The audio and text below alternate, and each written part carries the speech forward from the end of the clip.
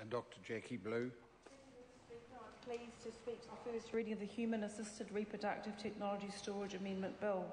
The purpose of this amendment bill is to bring clarity to some aspects of the existing law, Human Assisted Reproductive Technology Act. This amendment bill will bring reassurance to fertility clinics in New Zealand who are unintentionally breaking the law by the storage of some gametes and embryos. The current Act prohibits storage of human in vitro gametes or embryos for longer than the set period, which is 10 years, but it can be longer if approved by the Ethics Committee. The time limit of 10 years came into force in November 2004 with the introduction of the Human Assisted Reproductive Technology Act. This means, in effect, there will be fertility clinics holding gametes and embryos illegally, and that will be of concern to those clinics in New Zealand.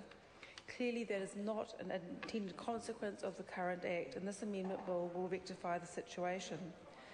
This bill will also make it clear that the Advisory Committee on Assisted Reproductive Technology, or ACART, may issue or give guidelines and advice to the Ethics Committee on Assisted Reproductive Technology, or ECART, on matters that need to be taken into account in considering whether to approve a longer storage period.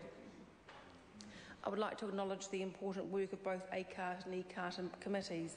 The area of human-assisted reproductive technology is a fast-evolving area. It is therefore important that there is clarity in the work of these committees. The bill will make it clear that a longer storage period may be approved only if consistent with the relevant guidelines and advice issued by ACART.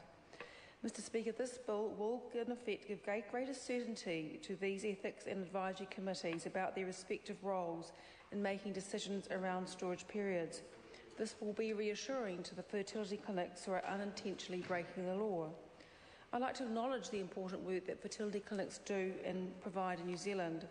We have both public and private providers.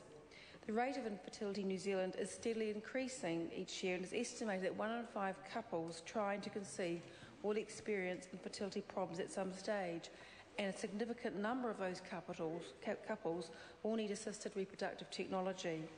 Mr. Speaker, infertility, when it is diagnosed, can be devastating to couples. I'd like to acknowledge the important work of the health professionals working in those clinics do in New Zealand.